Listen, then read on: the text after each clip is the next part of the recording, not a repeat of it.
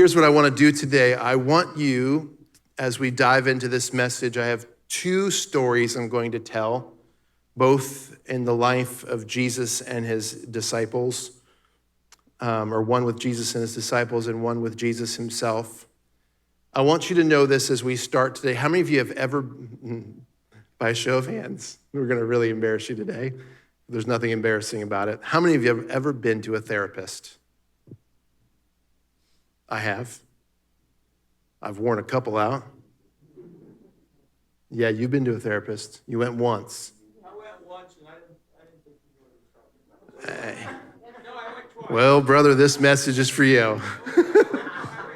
You went twice. No, I went one time to the guy and he loved me. What were those people that you brought? Why were you there before? Oh, the sozo. Oh, yeah. Yeah, I was there because How many have ever been to a counselor before? Awesome. The greatest counselor, the wisest therapist that ever lived here on the earth was Jesus. The way that he handled people, the way he spoke and communicated to their needs, to their wounds, the way that he invited them into an opportunity for healing was bar none the greatest thing you'll ever see. His questions were never to embarrass, never really to confront in a negative way. His questions came from a place where he wanted to bring the person gently into an opportunity to find or experience healing, whether in their physical body or in their mind, in their soul, their spirit. When you read the words of Jesus, especially when you get to his questions and these moments of dialogue where somebody is maybe messed up or is sick or is hurting or whatever it is, you're going to see some of the most beautiful examples of what it looks like to walk somebody through a therapeutic process. It's not just God, like sending laser beams out and just like zapping the guy in the back who needs his eyes healed. He's walking people through more than just physical healing. He's really showing us what it looks like to walk one another or to walk ourselves through or to allow him to walk us through the process of healing. Last week, my message left you, hopefully, and ideally, really inspired about how God created you, how you were the only thing that God didn't speak, that he actually formed with his hands, that you and I were the only thing that received his breath, that he took personal time and detail to get his hands dirty to form you and I, and that the rest of creation literally is waiting to see us, this beautiful, beautiful poetry or poem that God's written for the universe and the world to see. This week, I believe it or not, my goal is to also leave you with great hope, but we're going to take a little bit of a different route. Everybody say, uh-oh. It's a good uh-oh. I want to challenge you today I want to start with this story. I want to talk about two things. I want to talk about the things that we need to ignore and the things we need to stop ignoring. The things we want to ignore or need to ignore and the things that we need to stop ignoring. I'm going to tell you right now, your life and mine would be way better if we'd learn to ignore some things and learn to stop ignoring some other things. Let me give you an example of some things that might need to be ignored in this story. Mark 9, chapter 9, verse 30. They went on from there and passed through Galilee. I want you to basically see that Jesus is making his way through Galilee on his way to Jerusalem because he is ready to enter into the story, the passion. He's ready. He knows what's getting ready to happen. He's getting ready to be handed over and crucified. The moment has come. My friends, I want you to think about this. If you and a band of 12 brothers or sisters were kind of building to this moment, this is the grand finale. This is the one that the prophets had talked about. This is the moment. He is on his way to be crucified, essentially. He is making his way towards Jerusalem, knowing that they're going to pick him up, they're going to try him, and he's going to die. And he's with his brothers, essentially, these men that had walked with him, and they're walking and they're talking, and there's conversations going. And he says this to them. He says simply, the Son of Man is getting ready to be delivered over into the hands of men, and they will kill him. And when he is killed after 3 days, he will rise. But they didn't understand what he was saying, and they were afraid to ask him. He's kind of, can you imagine, I don't know if you've ever been like, if you've gone on a hike to get to a waterfall, and it's long and arduous, and you don't see anything, you begin to hear it, and you finally come over that precipice, and you see it there. This is a moment where he's saying, I need everybody to pay attention. Essentially, what's getting ready to happen is what we've been talking about, what the prophets were talking about hundreds and thousands of years ago. I'm getting ready to be handed over to killed. And during this process, there is a group of the disciples that instead of understanding the moment at hand, are quarreling and fighting with each other.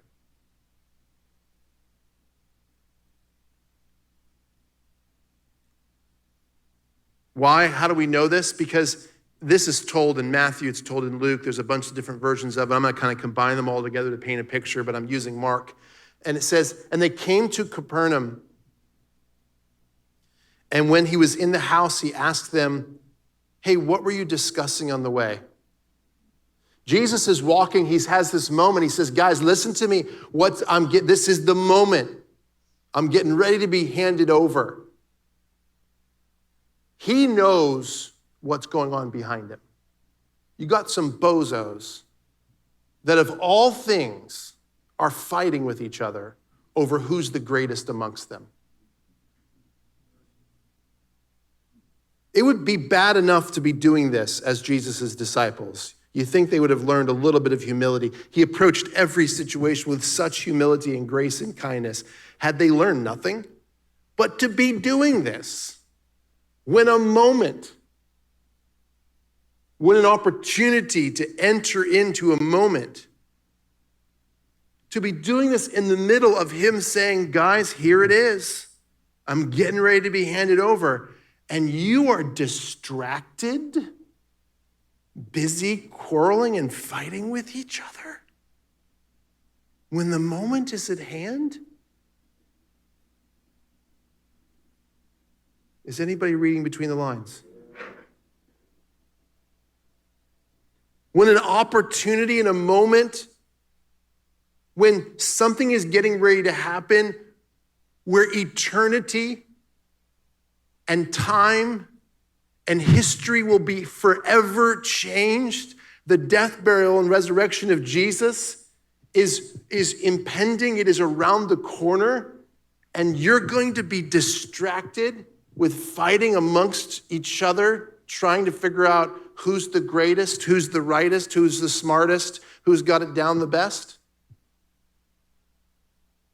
Clearly, this is not happening today.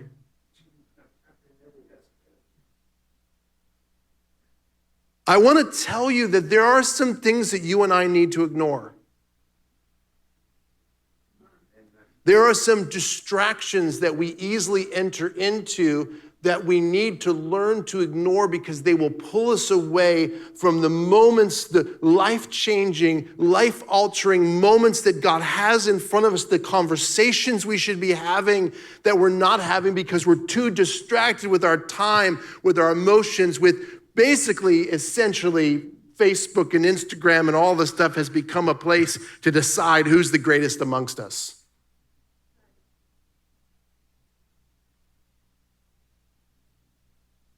Oh, you're on a trip to see the Arch in St. Louis? That's cute. I'm in Abu Dhabi.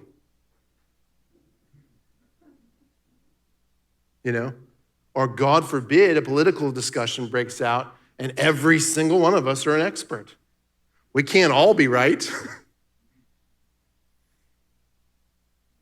Or faith, forget about it. Quarreling and fighting and doing this. And meanwhile, do you realize that every day 10,000 children in the world die of starvation?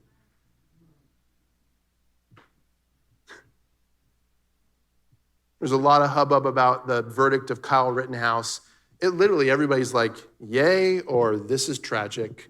There's nothing in between. It's crazy how divisive every single court case that comes out now is. And I can almost predict by looking at you and watching what you drive, which side you're on. Do you know how silly that is? Fighting and arguing and just taking sides and just battering each other and just going at it and dividing and all of this stuff. Meanwhile, eternal things are at hand and we are distracted. I don't want to be distracted. I don't want to be caught up in the mess. Have at it, you guys. Just go for it. Like, there's some people that I think they just are so bored they don't have anything better to do, and they will fight just for the sake of fight. They will fight and argue with you to tell you they're not fighting and arguing. It is crazy out there. They will argue with you for an hour about how they're not arguing with you. And you're like, do you realize if you weren't arguing, you now are? I mean, it's crazy. And listen to me, this is very important because it's going to tie into what I really want to say today. This is actually just the opening, really, or not. I'll get it done quickly, but I want you to hear this. We will sometimes inadvertently, meaning we're not meaning to be distracted. And other times, we allow ourselves to be distracted because we're not really ready to either get our hands dirty or to do the hard work. It's way easier to have an opinion and be a keyboard commando, as they call it, than it is to actually. I'll never forget this story that I heard of a pastor talking about a friend of his who was also a pastor, who said that this man who was frequently around their church area was homeless, and he was the type of homeless person who, it's 90 degrees outside and he's got like 8 layers of clothing on, clearly had some issues cognitively, and dirty and unkept and just really unsightly. And he'll never forget one time, the guy came up to him and had some McDonald's coffee in his hand. He said, "This coffee's delicious. I'd like to share it with you." And his first response wasn't, "Yeah, let me sit down and have some coffee with you and look you in the face." He just pulled a $20 bill out and wanted to give it to him. The homeless man said, "I don't want your money. I just want to talk."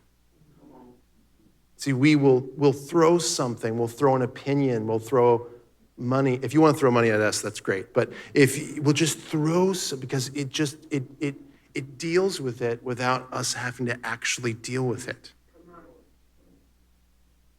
So sometimes we're inadvertently distracted, sometimes we're willfully distracted, because if we can say we're tied up with all this, I'm getting ready to do it to you. And I'm going to tell on myself, like so many times you're going to feel good about yourself. We do it because there's usually some stuff over here and some doors that we've either shut. Some of us have not just shut the doors and locked them.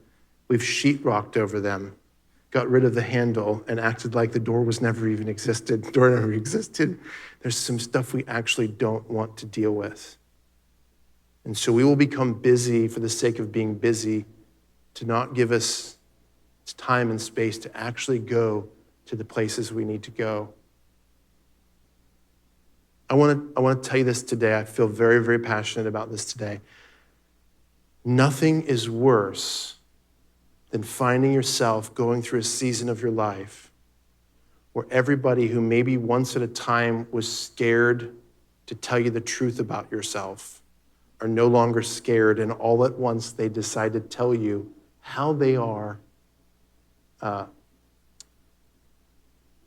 they're experiencing you. And anyone ever been there?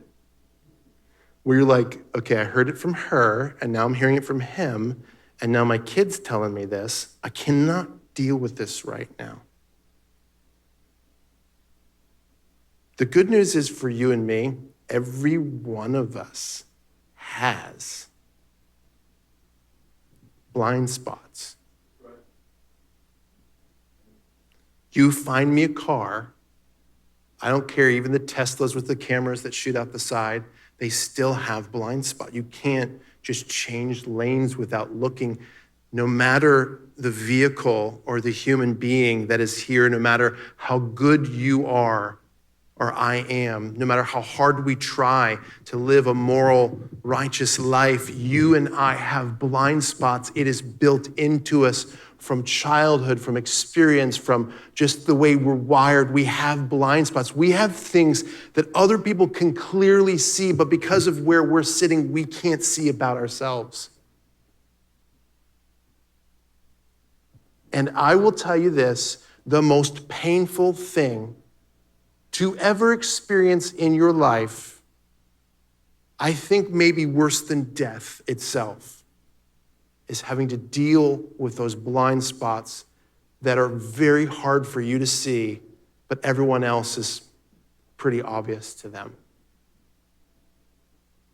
I was listening to a wonderful teacher recently who was talking about his experience. He had sent all of these people. I want you to hear this. This is crazy. He sent all of these people to this like therapeutic weekend or week-long retreat. And this particular man, who's also a believer, his name was Dan. Of course, he's brilliant, right? His name was Dan. He's one of the greatest kind of counselors and therapists, had every degree you could think of, and just really humble and good at getting even the hardest nuts to crack. And he would walk people through this just beautiful process of kind of seeing some blind spots in their life and addressing them. And even the people that were the most resistant, he had a way about him that he could get it, but he did it in group. He didn't do it individually.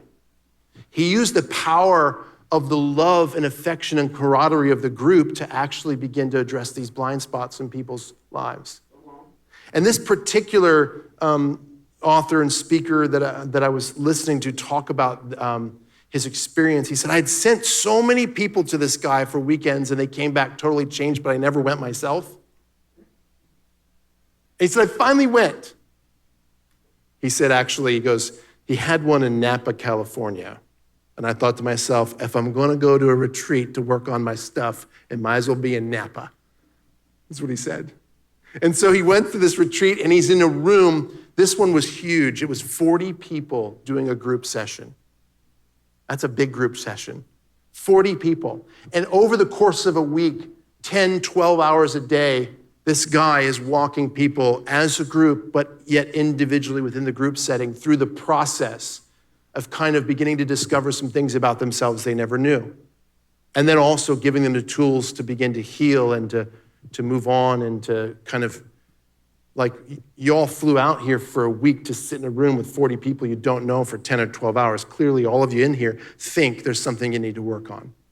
So let's find it. And let's lovingly and humbly go after it and work on it. And so he went through this thing, and he said for the first couple of days, he was friends with the guy, so he thought, he's going to take it easy on me, and I'm just here to more observe than participate. And so he said, I kind of played it safe, and I'm in the back of the room. I'm like, I'm who I am. I was like, he's not going to, do that to me here, I'm not part of this. He went through the whole thing, and he said, eventually, he said, okay, now you, Stan. He said, so Stan, I've been watching your participation in this group.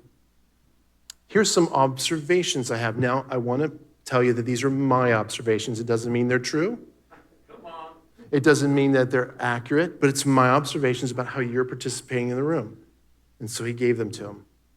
And then he said, here's my opinion, my thoughts about why you might be doing that. Once again, these are my thoughts and my opinions of why I think you're doing this. And so he went through that and he said, now, before this session, did you ever see those things in your life? He was like, well, I don't know, Does anyone get nervous in here just thinking about somebody asking them that in front of 40 people? I don't know if I really saw it that way. He said, well, now that I've addressed it or pointed it out, do you see them now? He's like, well, I don't know. He said, let me ask the room. very loving, humble, therapeutic environment. So nobody's, He asked the room, he said, have any of you in here noticed that Stan has the tendency to do this when we're in group session? And Stan said there were 40 people in the room, and 41 of them raised their hands, which means somebody raised both. And they said, yeah, we've noticed that that's a blind spot. It's something we can see that you can't. So then he said, Stan, I might be wrong. And the 40 people in this room might be wrong too. But if by chance we're not, is it something you're interested in addressing or healing in your life?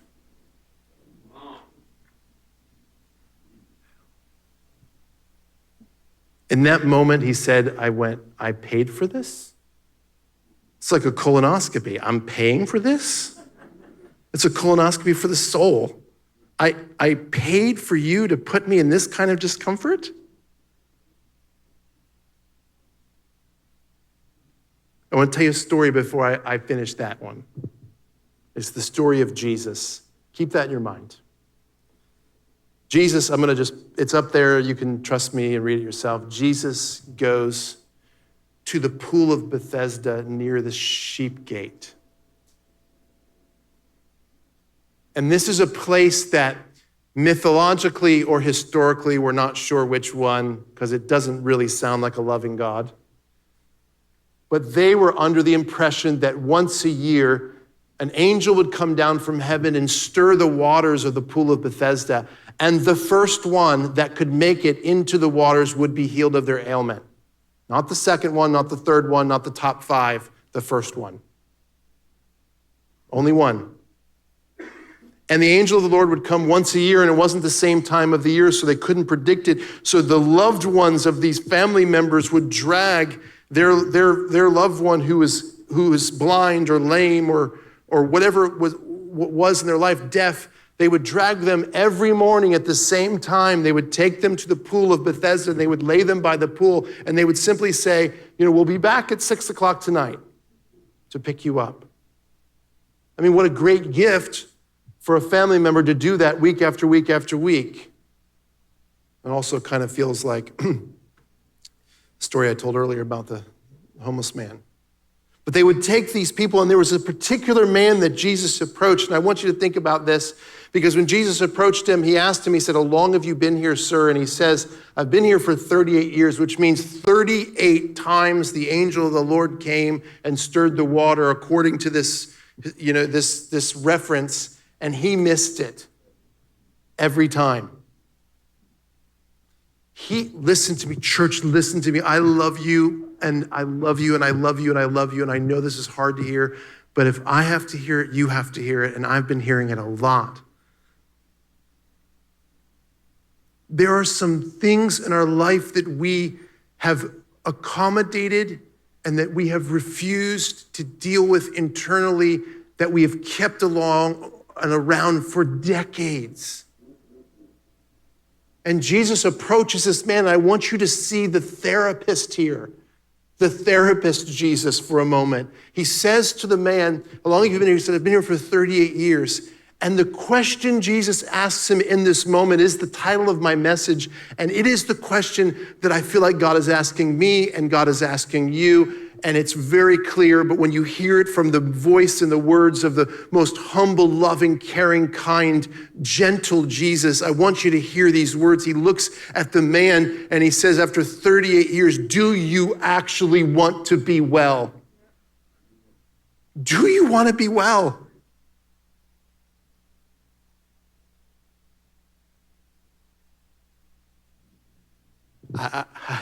Man. This will mess you up for a long time. If you reject what I'm saying this morning, you're going to feel the same way as you came in here. That's up to you. If you hear what I'm saying this morning, this is going to mess you up in a really, really great way, if you'll let it, for weeks. Do you want to be well? I've had some of the hardest conversations of my life with this woman, my mother. And she will hem and haw around something for a while, and then finally she gets to it and she says, so here's how your sibling, here's how this person or that person is experiencing you. And then I'll give an excuse, and then she'll say, but also this person experienced the same thing. And I'll give an excuse. Does this sound familiar? And then I'll get defensive, and then I'll get combative, because I want to do everything in that moment. I'm not embarrassed. I'm not whatever. I'm not trying to not be in trouble with mommy. I want to do everything in that moment to shift the attention away. Listen to me, to shift the attention away from the blind spot in my life that I know is there, but it scares me to death to actually deal with it and approach it. So I will blame, and I will shift, and I will get upset, and I will get sympathy, and I will do whatever I can to not deal with that thing, because dealing with that thing feels like it's going to kill me. Is anyone in this room feeling any sort of like this has happened in your life at all? I see these light bulbs going off, and then people just smashing the light bulbs like, no, don't think that's going to happen here today. The question is from a God and also someone creating a therapeutic environment for me. It is Jesus in that moment saying, enough of all the other stuff we throw out there to distract. Do you want to be well, Dan? Because if you want to be well, and I'm not even saying I'm 100% accurate, I'm not saying I'm 1% accurate, I'm just saying that if other people are experiencing this, if they've seen this blind spot in your life, if by chance, even if you think it's a 0.0001 chance that they're right, if by chance they're right, do you want to be well? Are you willing? Because in the case of this man, you know what he said? He did what my daughter Maddie did recently. She is a creative blame shifter, let me tell you. She got it, honestly. I'm not going to play the actual video, but I will play the audio from it. I have it on my phone. I caught her, I videoed her. When she's older, she'll be mad at me for this, but I videoed her without her knowing, because I'll set it up in a moment. But he did what Maddie did. He did what you do, and he did what I do. It's the 4-year-old, it's the 6-year-old, it's the 8-year-old, and all of us. He shifted away from it, and he said, listen, he didn't even say, I want to be well. He said, well, no one's been here to bring me into the water. They brought me to it, but no one's been here to actually get me in the pool. In other words, it's somebody else's fault.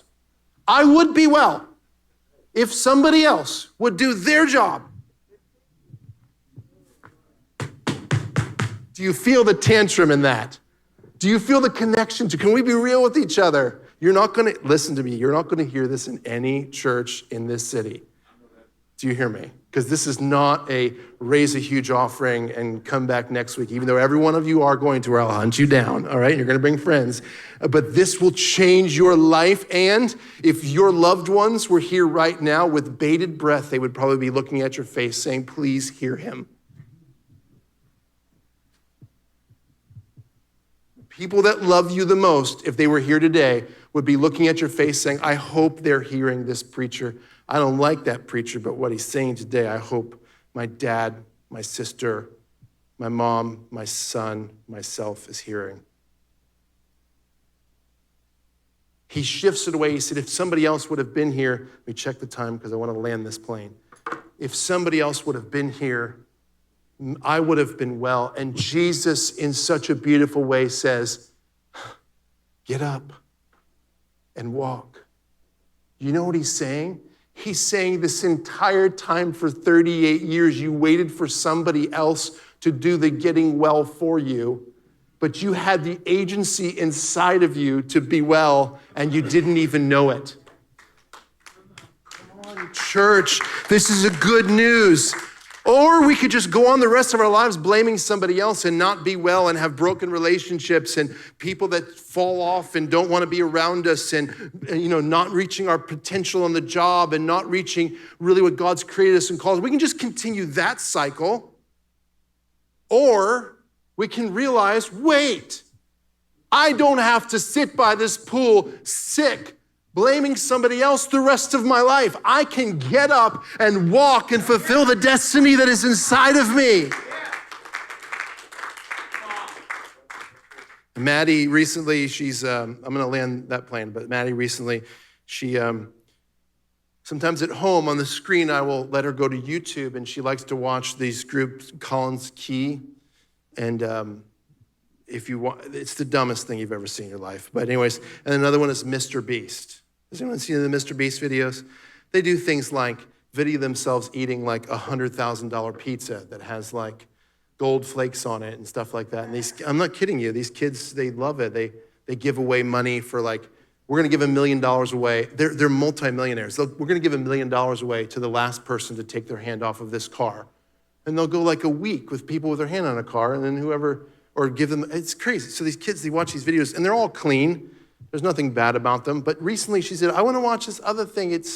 I don't even know the name of it. It's like, one of the words is like Rumby or Rumbo or something crazy like that. I'm like, yeah, I'll bring it up for you. Let me put it on the screen for you. So I put it on the screen for her and walked out of the room, walked upstairs, and I walked downstairs and these guys look the same. They're doing the same kind of stunts as these other guys that are clean, that aren't foul or do anything crazy. They're marketing themselves to the same kind of age group. And I come downstairs and they are saying every word in the book.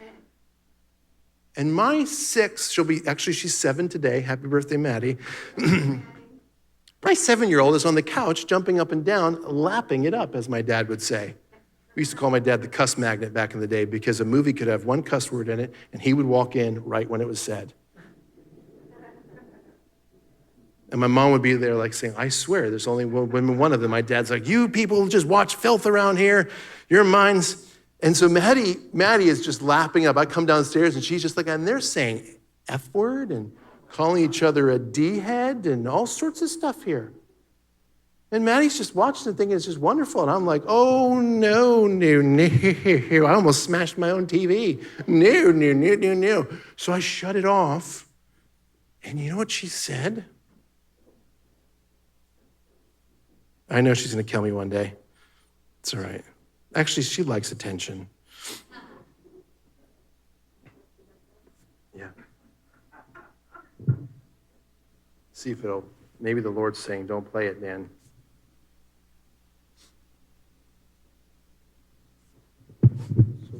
Would you understand what I'm saying? Hold on. So would you understand what I'm saying? Yeah. Hey, I don't want you watching shows that have cussing in it. How about this one? The burger one. So whose fault is it that you were watching a cuss word? Sissy. Why? Because she's the one who got it attached to my mind. Yeah, but she's not watching it, you are. So how is it not your fault? She watches it sometimes. But they were saying F word and D word and all sorts of stuff.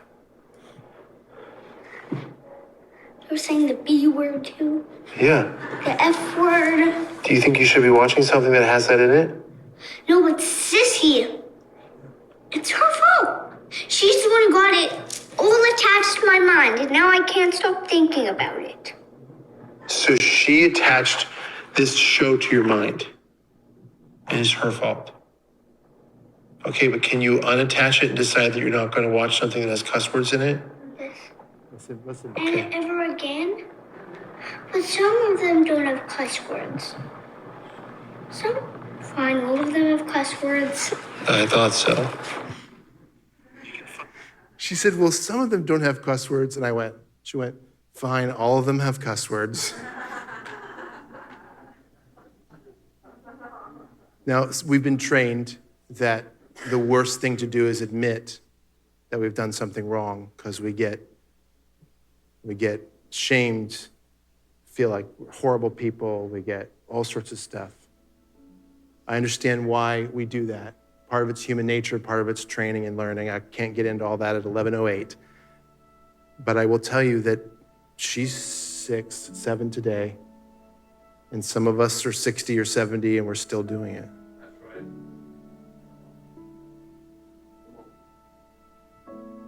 Because it is scary. It's scary. Because Stan was in that room when all of the people in the room said, yeah, we see that too. And then he said, well, if by chance, I don't know why that's, if by chance this is true,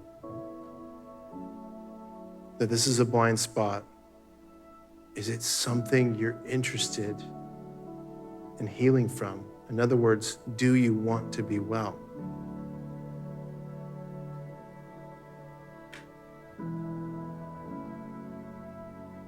And I love this because, Jerry, can I use you for an example? Is that all right? Come over here and sit down. Because this is what happens. If this is you and me, the Lord says, do you want to be well? Yeah, we might throw out a couple of excuses. But if he says, do you want to be well? We'll finally come to a place where we say, I'm scared to death. I am scared. I am so scared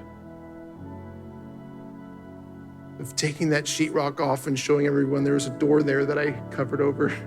And behind it is a room of stuff I haven't dealt with. I'm so scared, but yes. The beautiful thing is that Jesus says, okay, pushing everything and everybody else aside, all of the other people that were laying there by the pool, it wasn't time for him to address them or deal with them. It was one person, and he said this, he said, stand up with me. He said, well, then get up and walk. And the beautiful thing about this interaction is he doesn't go like this. He goes like this. Then get up and walk. You might stumble, you might fall, you might look back and go, I think I liked it back better over there. It felt more comfortable. And I had learned to kind of, scab over enough things that I could get by. I don't know if I want to open this up. And he goes, I get it, but I'm here.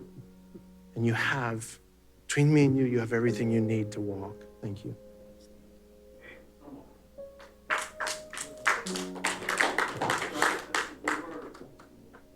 In verse 9, it says that once the man was healed, and he, not the person he was waiting for 38 years, not sissy,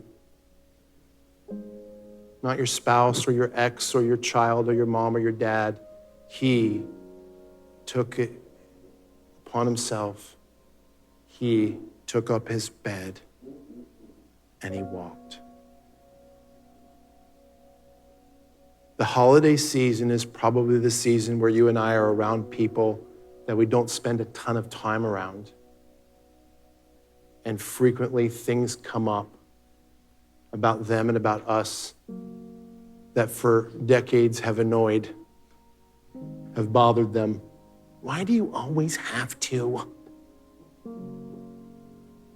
Instead of being defensive, instead of getting into a conflict or an argument, why don't this year us take it to heart?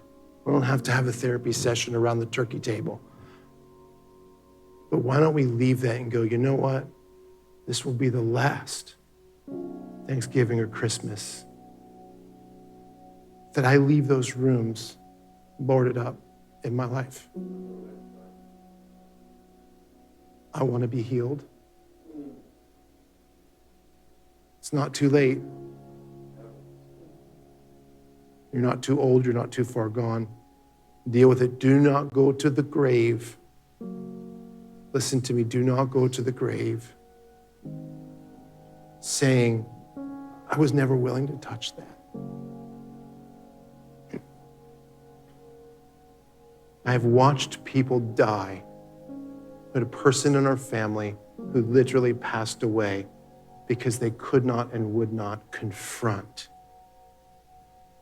some own internal torment. Just couldn't.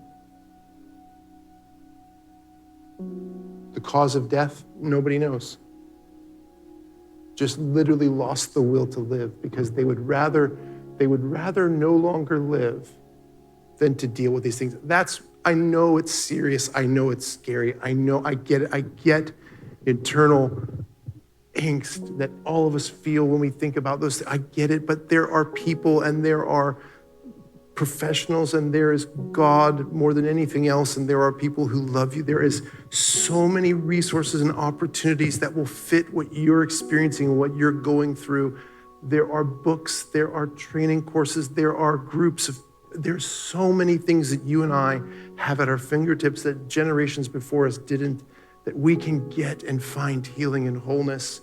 But you're gonna have to be the one, I'm gonna have to be the one that actually picks up my bed and says, I'm not gonna sit for another 38 years by this pool waiting for somebody else to do what I have the agency inside of me to do myself. I know you hate me, and we'll deal with that probably later too. But listen, this will totally transform your life. I don't even know how to end it other than send your hate mail to my mom or something, all right? Do you feel the love that I have for you? I hope you do. I want this to be the healthiest church and group of people that is in all of Sarasota. I want us to be the most healthy, have the best relationships. I want to come back from Thanksgiving and Christmas and not a single one of you have some sort of bad memory or experience with a loved one because we're so healthy and we've dealt with the demons and we've gone to those places and we've done the hard work. I want to be that kind of church that is not so inherently dysfunctional the way the world is. I want to be a church that deals with dysfunction and encourages an environment where we do not cover up, we do not bury, we do not push to the side, sweep under the rug. We actually celebrate doing the hard things and standing up and leaving the pool of Bethesda after 38 years and saying, I will not do this anymore. I want to be well. Amen. I love you guys. We'll see you next week.